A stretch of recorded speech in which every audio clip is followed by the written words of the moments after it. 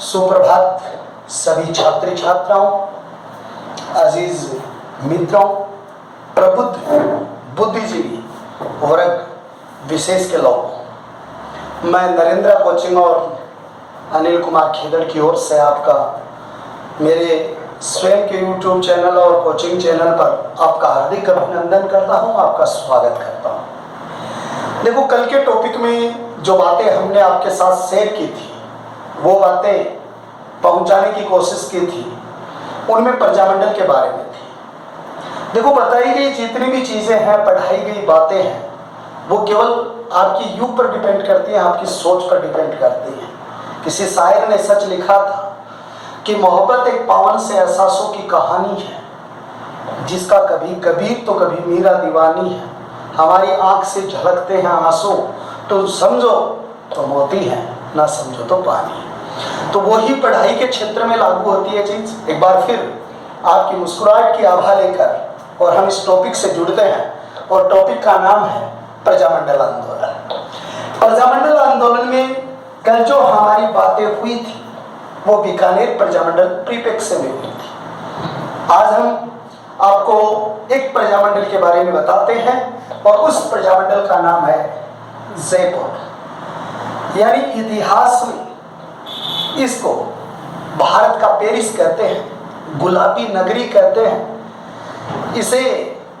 यानी एकमात्र ऐसा शहर जो राजस्थान का नक्शे के आधार पर बसाया गया था, जयनगर के नाम से प्रसिद्ध है, पुराना नाम ढूंढार है। और बी.आर. चोपड़ा समिति की सिफारिश पर यह जयपुर एक राजधानी बनते हुए एक महानगर में शामिल हो गई थी। इस जयपुर क्रांतिकारी गतिविधियों का संचालन जब हुआ था, तो उसके मूल आधार स्तंभ थे, और उस मूल आधार स्तंभ का नाम था अर्जुनलाल सेठी। ये अर्जुनलाल सेठी जो थे, वो कौन से धर्म के थे? जैन धर्म के। एक बात और है, जैन धर्म के स्नातक थे, यानी पहले व्यक्ति थे जिसने बैचलर ऑफ एजुकेशन की डिग्री हासिल की थी। पहले बीए कह सकते हो आप, बहुत जगह आप नाम सुनते हो, हमारे गांव में ये पहला आदमी है जिसने बीए की है। तो ये पूरे जैन धर्म के पहले स्नातक आते थे। अर्जुनलाल सेठी जो थे, ये जयपुर की क्रांतिकारी और प्रजातांत्रिक व्यवस्था का जन्मदाता था। इसने जैन शिक्षा सोसाइटी का गठन किया। सबसे पहली बात आपके सामने आती है जैन शिक्षा सोसाइटी। और जैन शिक्षा सोसाइटी का गठन किया इनके द्वारा। इसका मुख्य उद्देश्य धार्मिक सुधार था और लोगों को शिक्षा के प्रति जागृत करना था। इन्होंने वर्धमान पाठशाला बनाई, इन्होंने वर्धमान छात्रावास बनाए, और इन्होंने वर्धमान जो संगठन बनाए। और ऐसे संगठनों के माध्यम से इन्होंने अपना जो प्रचार प्रसार था, उनको करने का इन्होंने प्रयास किया था।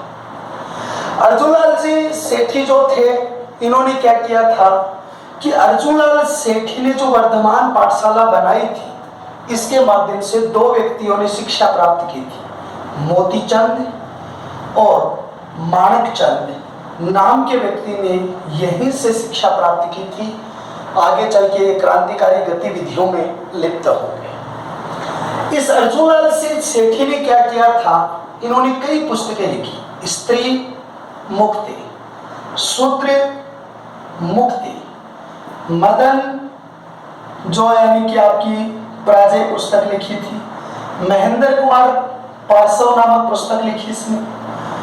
उसके बाद में महेंद्र कुमार नाटक लिखा है इन्होंने। तो महेंद्र कुमार नाटक, पार्सव नाटक, मदन पराजय नाटक, शूद्र मुक्ति, स्त्री मुक्ति नाम की अनेक पुस्तकें जो थी, वो अर्जुनलाल जी सेठी के द्वारा जो थी वो लिखी गई थी। अर्जुनलाल जी सेठी ने जयपुर के इस क्रांतिकारी जो मंडल था, उस क्रांतिकारी मंडल से इन्होंने क्या किया था कि 1912 के अंतर्गत एक घटना हुई थी। और 1912 के अंतर्गत होर्डिंग, ये लॉर्ड होर्डिंग उस समय क्या थे? वाइसराय थे। दो प्रश्न बड़ी गजब है कि ये लॉर्ड होर्डिंग वो व्यक्ति हैं जिन्होंने 1912 में दिल्ली को राजधानी बनाया था। दिल्ली को क्या बनाया? राजधानी बनाया था। 1912 से पहले कोलकाता हमारी राजधानी हुआ करती थी। दूसरी बात, 1913 में एक हत्याकांड हुआ था, निमेज हत्याकांड। इस निमेज हत्याकांड में एक साधु की संपत्ति को लूट लिया गया था और इस निमेज हत्याकांड में ये दोनों व्यक्ति जो हैं, मोतीचंद, मानेकचंद और जोरावर सिंह बारठ जो थे, उनका इसके अंतर्गत महत्वपूर्ण योगदान था। दूसरी, 1914 में एक बिहार क्षेत्र में एक जगह थी आरा, ये वैसे बिहार का एक जिला माना जाता है। उस आरा जिला में एक आरा हत्याकांड हुआ था, या आप ये कह सकते हो आरा हत्याकांड जो था उनमें भी इसकी महत्वपूर्ण भूमिका थी। लेकिन जब 1912 ईस्वी में लॉर्ड होर्डिंग जो थे, लॉर्ड होर्डिंग जब बम कांड हुआ था, उस पर बम फेंका गया था, दिल्ली के में एक जुलूस के ऊपर बम फेंका गया था, तो इस लॉर्ड होर्डिंग पर बम फेंकने का कार्य जो किया था उसके अंतर्गत शामिल कौन थे? तो उसके अंतर्गत थे प्रताप सिंह बारठ और जो यानी कि जोरावर सिंह बारठ, यानी केसरी सिंह जी बारठ का नाम भी इसके साथ जुड़ा हुआ होता है कि ये लोग जो थे वो उस समय इसके अंतर्गत शामिल थे। प्रताप सिंह बारठ को जब इस घटना में शामिल होने के कारण या इस क्रांतिकारी गतिविधियों में उनका योगदान होने के कारण उसे बंदी बना लिया गया था और उन्हें जेल में डाल दिया गया था। तो बरेली जेल में उसको रखा। एक चीज और बता दूं आपको, जैसे केसरी सिंह बारठ का नाम आता है, प्रताप सिंह बारठ आता है तो बरेली जेल आती है, जहाँ अमानुषी के व्यवहार से इनकी मृत्यु हो गई थी। इसे कहा कि आपने इस बम के लिए उकसाया था, उस आदमी का नाम बता दो, आपकी माता रो रही है। तो उसने कहा कि मेरी माता रोती है तो रोने दो, मैं इस मातृभूमि का लाल पहले हूँ और मैं उन माताओं को नहीं रुला सकता जो अनेकों माताएं मेरे ऊपर विश्वास करती हैं। तो इन्होंने ऐसा बात कह दी थी। जैसे केसरी सिंह बारठ को कहाँ रखा गया? तो हजारीबाग जेल में रखा गया था। तो ये कई चीजें और भी इनके साथ ही जो हैं वो जुड़ जाती हैं। तो यहाँ से क्रांतिकारी गतिविधियां थी वो आगे बढ़ी। फिर क्या हुआ कि जयपुर के अंतर्गत जो अर्जुनलाल जी सेठी थे, इनको माधो सिंह सेकंड ने प्रधानमंत्री का पद ऑफर किया कि आप जयपुर में बुद्धिजीवी हैं, पढ़े लिखे हैं, आप प्रधानमंत्री बनिए। तो उस समय उन्होंने प्रधानमंत्री का पद परित्याग कर दिया था। ये बात कहते हुए यहाँ दो प्रश्न है। एक प्रश्न यह है कि इसको प्रधानमंत्री का पद किसने दिया था? माधो सिंह ने दिया। एक बात ही, माधो सिंह सेकंड ने जब पद दिया तो इन्होंने क्या कर दिया? उसको ठुकराया। ठुकराया क्यों? उसने कहा कि अगर मैं आपकी नौकरी करूंगा तो अंग्रेजों को भारत से बाहर कौन निकालेगा? तो कहने का मतलब ये भी एक बात थी कि इनको इच्छा नहीं थी इन चीजों में। इनको जब वेलूर जेल में रखा गया, जब ये क्रांतिकारी गतिविधियों के अंतर्गत आ गए थे तो इनको वेलूर जेल में रखा गया। जब वेलूर जेल में रखा गया, वेलूर जेल है कहाँ? कर्नाटक में, तो वहां पर इन्होंने अनशन किया। उसके बाद उनको यहाँ से फरी भी किया गया था। तो ये पृष्ठभूमि बन गई प्रजामंडल की। अब इस प्रजामंडल के अंतर्गत कई व्यक्तियों का योगदान इसके अंतर्गत रहा और जयपुर में प्रजामंडलकारी जो गतिविधियां हैं उनमें कई व्यक्ति आए। जैसे उसका नाम मैं लिखता हूँ, दौलत सिंह जो भंडारी हैं, यानी जो एक महत्वपूर्ण नेता थे, दौलत सिंह भंडारी के रूप में इनके साथ ये इस किसान आंदोलन जो प्रजामंडल थे जुड़े। उसमें जमनालाल बजाज जो है वो यानी कि इसके साथ जुड़ गए थे क्रांतिकारी गतिविधियों में। एक व्यक्ति है कपूर चंद पाटनी, इसके अंतर्गत जुड़ गए। कपूर चंद पाटनी के अलावा अर्जुन लाल जो सेठी हैं वो अर्जुन लाल सेठी इसमें जुड़ गए। उसके बाद चिरंजी लाल मिश्र जो है वो भी जुड़ गए और उसके बाद बाबा हरिश्चंद्र जो है वो हरिश्चंद्र भी इसमें जुड़ गए। इन सभी ने मिलकर जयपुर प्रजामंडल के प्रयास किए। लेकिन देखो कैसे हुआ। सबसे पहले तो व्यक्ति का नाम आता है जमनालाल बजाज। जमनालाल बजाज का संबंध कहां से है? काशी का वास सीकर। देखो सीकर में एक चीज और आती है। स्वामी केशवानंद जो है, जिनके नाम से पहली बालिका बीएड कॉलेज बनी हुई है, स्वामी केशवानंद ग्रामोत्थान विद्यापीठ संगरिया हनुमानगढ़। वो स्वामी केशवानंद थे, वो बिरमा उसका बचपन का नाम था। ये कहाँ के रहने वाले थे? ये भी सीकर के रहने वाले थे। बचपन का नाम इनका बिरमा था और ये भी सीकर के रहने वाले थे, क्योंकि सीकर का पुराना नाम ही वीरभान का वास है। बास के नाम से, जैसे लक्ष्मण के वास में कटलाथर के अंतर्गत आंदोलन हुआ था आपका शेखावाटी किसान आंदोलन, तो ये शब्द जुड़े हुए हैं। तो बिरमा केशवानंद का नाम था और केशवानंद के नाम से स्वामी केशवानंद महिला शिक्षक प्रशिक्षण महाविद्यालय संगरिया हनुमानगढ़ राजस्थान की पहली महिला बीएड कॉलेज भी है। तो ये नाम इसके साथ जुड़े। गांधी के 5वें पुत्र कहलाते हैं, 5वें पुत्र के नाम से। ये आपके स्वतंत्रता संग्राम के भामाशाह कहलाते हैं। कई नाम इसके साथ जुड़े हुए। दूसरी बात यहाँ पर एक चीज आती है कि कपूरचंद पाटनी जो है, इस कपूरचंद पाटनी और जमनालाल बजाज, अगर अध्यक्षता का नाम पूछे तो जमनालाल बजाज है, सहयोग का नाम पूछे तो कपूरचंद पाटनी है। और इन दोनों ने मिलकर एक संगठन ही स्थापित किया था जिसका नाम था चरखा संघ। और चरखा संघ की स्थापना किसने की थी? तो आप अध्यक्षता पूछे तो 1927 लिखोगे, जमुना लाल बजाज लिखोगे। और बजाज में एक शब्द लिखोगे कि क्या थे? गांधी के 5वें पुत्र थे और स्वतंत्रता संग्राम के दौरान इसे भामाशाह की पदवी से विभूषित किया गया था।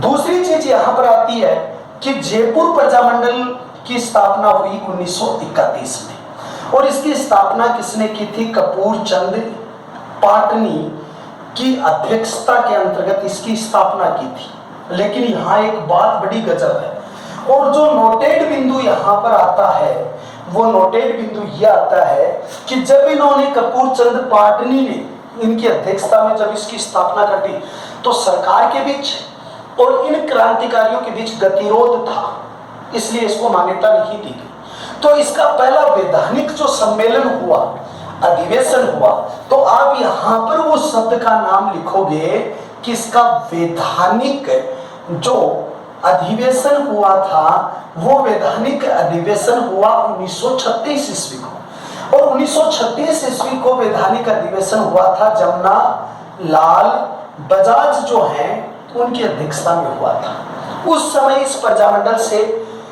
अपनी आत्मिक भावना से जुड़ चुके थे हीरालाल शास्त्री। तो इससे कौन जुड़ चुके थे? हीरालाल शास्त्री जी जुड़ चुके थे। हीरालाल शास्त्री का संबंध कहां से है? जोबनेर। और जोबनेर कहां पर आपका? जयपुर में। जोबनेर राजस्थान के कंपटीशन में नरेंद्र कृषि क्रमण विश्वविद्यालय के लिए आता है। ये जो जोबनेर जो क्षेत्र है वो किसके लिए आता है? नरेंद्र कृषि क्रमण विश्वविद्यालय। ये विश्वविद्यालय कहाँ है भाई? ये विश्वविद्यालय आपका जयपुर में है। लेकिन राजस्थान के 2 प्रतिष्ठित कृषि विश्वविद्यालय हैं। एक कृषि विश्वविद्यालय आपका बीकानेर है और दूसरा कृषि विश्वविद्यालय उदयपुर वाले का नाम है महाराणा प्रताप कृषि विश्वविद्यालय, उदयपुर के अंतर्गत स्थापित है और जिसमें 21 जिले महाराणा प्रताप कृषि विश्वविद्यालय के अधीन है और बाकी जो जिले हैं वो जो बच गए हैं वो जिले किसके अधीन हैं? वो आपके बीकानेर कृषि विश्वविद्यालय के अधीन आते हैं। दूसरी बात, आपको एक बात यहां से आती है कि जो नरेंद्र कृषि क्रमण है वो जोबनेर क्षेत्र में है। अब हीरालाल शास्त्री ने क्या किया? 1927 में एक स्कूल बनाई जिसका नाम था जीवन कुटीर। ये जीवन कुटीर एक स्कूल थी और इस स्कूल को शुरू में तो इसके लिए था कि हमारे बच्चे पढ़ सकें, हम आगे बढ़ सकें, इसके लिए ऐसा था। तो जीवन कुटीर स्कूल बना दी। तो 1943 ईस्वी के अंतर्गत रत्ना शास्त्री, ये कौन थी? रत्ना शास्त्री। और रत्ना शास्त्री जो इनकी पत्नी थी, इसने इस स्कूल को नाम दे दिया बालिका स्कूल, इसको नाम दे दिया गया। 2 बातें आपकी बहुत ही गजब हो गई। जब बालिका स्कूल का नाम दे दिया गया तो ये स्कूल आगे चल के प्रसिद्ध हो गया वनस्थली बालिका विद्यापीठ या वनस्थली विद्यापीठ के नाम से प्रसिद्ध हो गया। किसके नाम से प्रसिद्ध हो गया? वनस्थली विद्यापीठ के नाम से प्रसिद्ध हो गया। अब बालिका शिक्षा में महत्वपूर्ण योगदान दिया किसने? रत्ना शास्त्री। और महिला शिक्षा में अग्रणी होने के कारण इस रत्ना शास्त्री को 1959 में पद्मश्री से सम्मानित किया गया था। ये भारत की प्रथम महिला थी जो पद्मश्री से क्या हुई थी, सम्मानित हुई थी, और उसका नाम था रत्ना शास्त्री। ये वनस्थली विद्यापीठ 1986 में एक डीम्ड यूनिवर्सिटी बन गई, यूनिवर्सिटी बन गई थी। तो यूनिवर्सिटी कैसे बनी? डीम्ड क्या होता है? यानी जो केंद्र सरकार के अधीन होती है। राजस्थान की पहली डीम्ड यूनिवर्सिटी थी वो वनस्थली विद्यापीठ थी। दूसरी जो यानी जैन भारती डीम्ड यूनिवर्सिटी 1970 लाडनू जो है वो दूसरी भारत की डीम्ड यूनिवर्सिटी है। अब आप कहोगे सर वो 1970 बिल्कुल है, लेकिन ये तो 27 के हिसाब से चलेगी ना, डीम्ड बाद में बनाया गया था 86 में, लेकिन है तो पहले की। तो ये दो डीम्ड यूनिवर्सिटी उस समय क्या आज जो प्रथम जो राजस्थान के शैक्षणिक क्षेत्र में आई थी, लेकिन ये बालिका के रूप में आई थी। तो चलो एक क्वेश्चन और बना देते हैं कि बालिका दिवस कब आता है, तो आप एक बात लिखते हो 24 जनवरी जो है बालिका दिवस के रूप में आता है, 24 अप्रैल पंचायती राज दिवस के रूप में आता है, तो 24 अक्टूबर संयुक्त राष्ट्र संघ दिवस के रूप में आता है। तो ऐसे कुछ क्वेश्चन जो आप और भी हैं जिनको आप बहुत अच्छे तरीके से जोड़ सकते हो। 24 जनवरी और बालिका वर्ष घोषित किया गया था कब? 2013 में राजस्थान पहला राज्य था जिसने बालिका नीति लागू की थी। ये हीरालाल शास्त्री जी जो थे, ये हीरालाल शास्त्री जी राजस्थान के प्रथम मनोनीत सीएम थे। पहले मनोनीत सीएम कब बने थे? 30 मार्च 1949 को ये राजस्थान के प्रथम क्या बने? सीएम बने, लेकिन मनोनीत सीएम थे। निर्वाचित टीकाराम पालीवाल थे जो दौसा से थे, और पहले निर्वाचित और मनोनीत दोनों श्रेणियों में अगर साथ नाम आता है कि भाई मनोनीत भी रहा और निर्वाचित भी रहा, तो जयनारायण जी व्यास का नाम आता है। तो ये प्रथम सीएम बने। 30 मार्च को एक दिवस आता है जिसका नाम है राजस्थान दिवस के रूप में आता है। जैसे 15 मार्च को आता है वो उपभोक्ता दिवस के रूप में मनाया जाता है। तो यहाँ पर 30 मार्च को राजस्थान दिवस आता है। लेकिन आपको एक प्रश्न पूछ ले, वर्तमान राजस्थान स्थापना दिवस, अगर आपको यह शब्द पूछ लिया जाता है वर्तमान राजस्थान स्थापना दिवस, तो आप इसका नाम लिखोगे 1 नवंबर को वर्तमान राजस्थान स्थापना दिवस आता है। अब दोनों के बीच में कटुता बढ़ गई थी कि भाई इधर हीरालाल शास्त्री जी और ये क्रांतिकारियों में जुड़ गए थे, दूसरी तरफ अंग्रेजी प्रशासन ऐसा चाहता नहीं था। तो उन्होंने क्या किया कि उस समय भारत छोड़ो आंदोलन चल पड़ा था। महात्मा गांधी जी ने 8 अगस्त 1942 ईस्वी को मुंबई से एक घोषणा की थी, ग्वालियर टैंक मैदान से, करो या मरो, भारत को आजाद करो, जिसमें आपको बलिदान भी देना पड़े तो आपको देना चाहिए। ये बात वहां पर हुई थी। अब उस समय 1942 में एक समझौता हुआ और उस समझौते का नाम है जेंटलमैन एग्रीमेंट। इसके नाम से एक समझौता हुआ था, और जेंटलमैन एग्रीमेंट नाम का जो समझौता हुआ था ये किस किस के बीच में हुआ था? उस समय सवाई मानसिंह के प्रधानमंत्री थे जिसका नाम था मिर्जा इस्माइल। कौन थे? मिर्जा इस्माइल नाम के व्यक्ति थे, वो प्रधानमंत्री थे, पीएम थे। कहाँ के? जयपुर के पीएम थे। उसके बीच में ये समझौता हुआ एक तरफ से, तो और दूसरी तरफ से समझौता जो किया था वो यानी कि हीरालाल जी शास्त्री ने किया था अपने प्रतिनिधियों की ओर से, हीरालाल शास्त्री ने। तो ये दोनों के बीच में क्या हुआ था? हीरालाल शास्त्री जी और इन दोनों के बीच ये समझौता हुआ। इस समझौते में क्या बात रखी गई थी कि इस समझौते का अंतर्गत है जो जयपुर प्रजामंडल जो है, जिसकी स्थापना तो 1931 में हुई, 36 में ये 15 या औपचारिक अधिवेशन हुआ, फिर 38 में हुआ, जमनालाल बजाज दोनों के अध्यक्ष रहे थे। तो यहाँ पर जो जयपुर है उसमें एक समझौता हुआ कि जयपुर जो प्रजामंडल है वो प्रजामंडल कहाँ भाग नहीं लेगा? भारत छोड़ो आंदोलन में भाग नहीं लेगा। ये बात कब कही थी?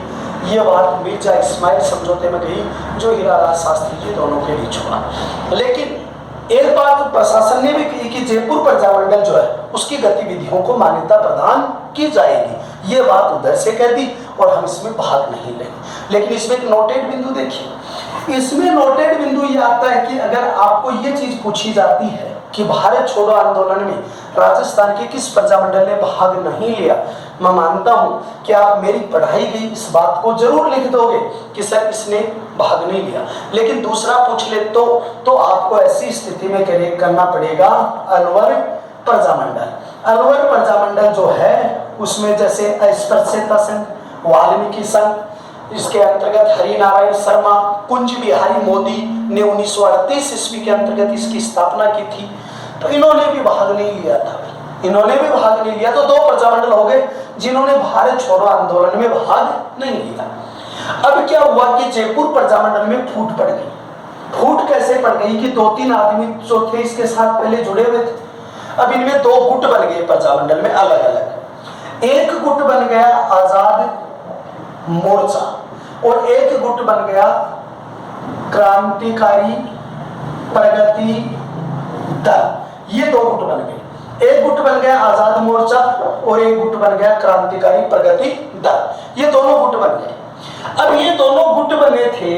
जो आजाद मोर्चा, इसकी गठन किया था हरीश चंद्र बाबा और इसका गठन किया था चिरंजी लाल मिश्र।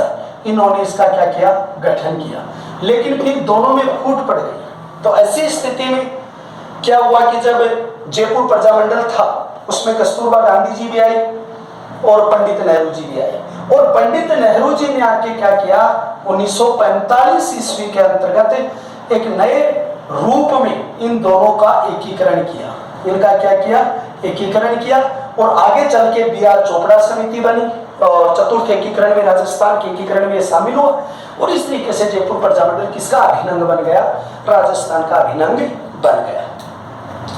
दूसरा प्रजामंडल जो है और उस प्रजामंडल का नाम है बूंदी प्रजामंडल।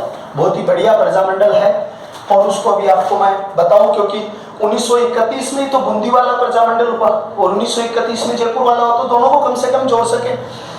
तो आपको एक बात लिखनी पड़ेगी, बूंदी प्रजामंडल।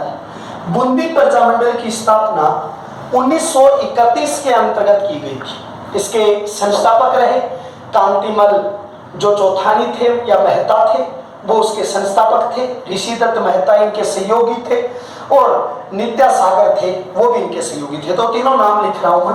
पहले नंबर के अंतर्गत आपका आएगा कांतिमल मेहता, भी आप लिख सकते हो, कई जगह इसको चौथानी लिखा होता है, वो इसके महत्वपूर्ण थे। दूसरे नंबर पर इसके साथ जो जुड़े हुए हैं वो ऋषि दत्त मेहता है, तो आप इसको जोड़ोगे ऋषि दत्त मेहता जो इसके अंतर्गत यानी दूसरे व्यक्ति विशेष के रूप में इसमें जुड़े हुए। नित्यानंद सागर जो व्यक्ति है, नित्यानंद सागर जो नाम के व्यक्ति हैं वो इसके साथ जुड़े हुए। और नित्यानंद सागर की पुत्र वधू जो थी सत्यभामा, वो भी इसमें जुड़ी हुई थी। ये नित्यानंद सागर नाम के व्यक्ति हैं, इनकी पुत्र वधू थी और उस पुत्र वधू का नाम था सत्यभामा। वो सत्यभामा भी इससे जुड़ी हुई थी। इस सत्यभामा को महात्मा गांधी की, किसकी वही, महात्मा गांधी की मानस पुत्री कहा गया है। इसको किसकी मानस पुत्री कहा गया, जो महात्मा गांधी जी हैं उस महात्मा गांधी जी की मानस पुत्री के नाम से इसको जाना गया। ऐसा कहा गया कि सविनय अवज्ञा आंदोलन के दौरान इसे ब्यावर जेल में बंदी का जीवन व्यतीत किया था। किसने, सत्यभामा ने। कौन से आंदोलन में, सविनय अवज्ञा आंदोलन। और सविनय आंदोलन के अंतर्गत जब इन्होंने भाग लिया था महिलाओं की ओर से, राजस्थान की ओर से, गांधी ने जब इसको अपनी पुत्री स्वीकार किया था, तो इसे बंदी बनाकर कहाँ रखा गया था, ब्यावर में रखा। 2 बात देखिए, सविनय अवज्ञा आंदोलन की शुरुआत कब हुई थी, तो आप कहोगे 12 मार्च 1930 को। कौन सी यात्रा से शुरू हुई थी, नमक यात्रा से शुरू हुई थी, दांडी मार्च जिसको कहते हैं। उसमें भाग राजस्थान की ओर से जिस महिला ने लिया वो कौन थी, सत्यभामा थी। और गांधी जी की मानस पुत्री राजस्थान की किस क्रांतिकारी महिला को कहा जाता है, सत्यभामा को कहा जाता है। और सविनय अवज्ञा आंदोलन जो था उसमें भाग लेने के कारण बंदी के रूप में रखा ब्यावर को, और ब्यावर को बसाया था एरिकिडसन महोदय ने बसाया था, जिसकी ब्यावर में छतरी भी बनी हुई है। दोबारा बता दूं, एरिकिडसन महोदय जो है वो यानी इसको बसाया था इसको। पहले चरण में बूंदी प्रजामंडल पर जो है वो प्रतिबंध लगा दिया गया था, लेकिन इसकी दूसरी स्थापना जो हुई थी वो 19 जुलाई 1944 ईस्वी को हरिमोहन माथुर की अध्यक्षता, किसकी माध्यम में, तो आप लिखोगे 19 जुलाई 1944, कौन व्यक्ति है, हरिमोहन माथुर है, उसकी अध्यक्षता में पुनः इसकी स्थापना हुई थी। और हरिमोहन माथुर की अध्यक्षता में जब इनकी स्थापना हुई, सहयोगी सुंदर शर्मा इसके क्या रहे थे, सहयोगी रहे थे, और सुंदर शर्मा इनके साथ जुड़े। और बूंदी जो प्रजामंडल था, ये जब राजस्थान एकीकरण का द्वितीय चरण हुआ, जिसमें काको जो आप जो कीका प्रसोटा शब्द जोड़ते हो, बाबू झाड़ू कीका प्रसोटा जो शब्द है, उसके अंतर्गत ये क्या हो गया था, शामिल हो गया था। ये आपका दूसरा प्रश्न हो गया। लेकिन आपको जो एक कांतिमल चौथानी जो एक मेहता जो आपके एक शब्द जुड़ता है, देखो इसका योगदान एक और आंदोलन में है और उसका नाम है किशनगढ़ प्रजामंडल। इस किशनगढ़ प्रजामंडल की स्थापना 1938 के अंतर्गत हुई थी। और किशनगढ़ को किसने बसाया, 1649 के अंतर्गत किशन सिंह ने बसाया था। और ये किशनगढ़ किसके लिए प्रसिद्ध है, छींट के लिए। और इस किशनगढ़ में एक बड़ी ठहनी चित्रकला बहुत प्रसिद्ध रही है। और बड़ी ठहनी चित्रकला उसको भारत की क्या कहते हैं, भारत की मोनालिसा कहते हैं। और मोनालिसा चित्र कब बना था, पुनर्जागरण के काल में बना था। और मोनालिसा चित्र को बनाया किसने था, लियोनार्डो दा विंसी के द्वारा इसको बनाया गया था। बहुत ही श्रेष्ठ चित्र था ये, एक भाव विहीन एक औरत का मार्मिक चित्र था। तो ये सारी चीजें इसके अंतर्गत आती हैं। अब सामंत नागरीदास ने तो ये चित्र बनवाया, निहाल चंद्र ने ये चित्र बनवाया गया था। तो ये सारी चीजें जो हैं वो इसके अंतर्गत जुड़ जाती है। तीसरे प्रजामंडल के बारे में मैं आपको बताने जा रहा हूं। और तीसरे प्रजामंडल का नाम क्या आता है आपके, जैसलमेर प्रजामंडल। जैसलमेर प्रजामंडल जो आपका है, इस जैसलमेर प्रजामंडल में पहले जैसलमेर बता दें। 1154 ईस्वी में राव जैसल सिंह ने इस जैसलमेर को बसाया था। कितने ईस्वी में, 1154। इसे झरोकों का नगर कहते हैं, हवेलियों का नगर कहते हैं। और इसे राजस्थान का अंडमान कहते हैं, रेगिस्तान का गुलाब कहते हैं इसे लंगर लिए हुए जहाज कहते हैं। और राजस्थान का सबसे बड़ा क्षेत्रफल की दृष्टि से जिला है 38,401 किलोमीटर। कितना है, 38,401। भारत का सबसे बड़ा जिला जो आता है वो कच्छ आता है। कच्छ जिले के अंतर्गत जो आपका 45,335 552 के लगभग 35 के लगभग आता है। एक यानी कि 45,110 के लगभग आता है जो लेह वाला, ये बड़ा तो है, लेह वाला और कच्छ वाला छोटा है, 45,110। मैंने उल्टा बता दिया, थोड़ा सा ध्यान इसका करेंगे। जैसलमेर प्रजामंडल की शुरुआत कहां से हुई, तो जैसलमेर प्रजामंडल की शुरुआत 1900 पर सर्व हितकारी वाचनालय, वाचनालय का मतलब पुस्तकालय, भंडारण या शोध क्षेत्र, वहां से जयपुर पर प्रजामंडल की जो पृष्ठभूमि जो है वो तैयार हुई। जैसलमेर प्रजामंडल में 1931 में एक संगठन बना, माहेश्वरी संगठन। कौन सा संगठन बना था, माहेश्वरी संगठन बना। माहेश्वरी संगठन का गठन कब हुआ, 1931 ईस्वी के अंतर्गत हुआ था। तीसरी बात यहाँ पर, ये जो संगठन है माहेश्वरी, इसमें शिवशंकर गोपा। दूसरा व्यक्ति कौन था इसके अंतर्गत, सागरमल गोपा। तीसरा व्यक्ति कौन था इसमें, आईदान सिंह था। चौथा कौन था, रघुवर दयाल सिंह था। ये कई क्रांतिकारी उसके अंतर्गत जुड़ चुके थे, इसके अंतर्गत महत्वपूर्ण भूमिका थी इनकी। इन्होंने क्या किया कि जैसलमेर के अंतर्गत महती भूमिका रही सागरमल गोपा। सागरमल गोपा ने 3 पुस्तक लिखी। पहली पुस्तक उसने लिखी आजादी के दीवाने। दूसरी पुस्तक उसने लिखी थी, वो लिखी थी गुंडाराज, जो जेल में लिखी थी। और तीसरी पुस्तक उसने लिखी थी रघुनाथ सिंह का मुकदमा। ये पुस्तकें उसके द्वारा लिखी थी। गुंडाराज वहां के प्रशासन पर थी। और दिल्ली के जो एक क्रांतिकारी, बूंदी के क्रांतिकारी थे रघुनाथ सिंह, उस पर प्रशासन ने एक मुकदमा दर्ज किया था, उसके ऊपर उन्होंने पुस्तक लिखी और आजादी के दीवाने पुस्तक लिखी थी। इन पुस्तकों के कारण वहां पर क्रांतिकारी गतिविधियों का संचालन हुआ था, लेकिन सागरमल गोपा को जेल में डाल दिया गया था, और जब जेल में डाल दिया गया तो वहां पर उसके साथ अमानसिक व्यवहार किया, केरोसिन ऑब्लिक मिट्टी का तेल छिड़क दिया गया, जिससे उनकी मृत्यु हो गई थी। ऐसा काम करने वाला थानेदार वहां का कौन था? गुमान सिंह थानेदार था। लेकिन इस पर एक रिपोर्ट बैठी थी गोपाल पाठक, ये गोपाल पाठक नाम की एक समिति बैठी थी, और उस समिति ने इसको जांच के दायरे में लिया। लेकिन जांच के दायरे में लेने से क्या हुआ, क्योंकि उसमें सबसे बड़ी बात यह आई कि जो गोपाल पाठक समिति थी वो क्रांतिकारियों के पक्ष में अपना निर्णय नहीं दे पाई, और कहा जाता है कि यहाँ पर 1944 ईस्वी को यहाँ पर एक प्रजामंडल मिला। उस प्रजामंडल का नाम था जैसलमेर प्रजा मंडल आंदोलन। राजनीतिक रूप से निष्क्रिय एकमात्र प्रजामंडल था। देखो आप यहाँ कर दोगे 1944 और इसमें आप कर दोगे मीठालाल व्यास, लेकिन ये राजस्थान का पहला प्रजामंडल था जिसको एक निष्क्रिय प्रजामंडल की संज्ञा दी जाती है। राजनीतिक रूप से सक्रिय नहीं था। जयपुर पर जैसलमेर सर्वहितकारी वाचनालय, माहेश्वरी संगठन, शिवशंकर गोपा, सागरमल गोपा, आईदान सिंह, रघुनाथ सिंह, आजादी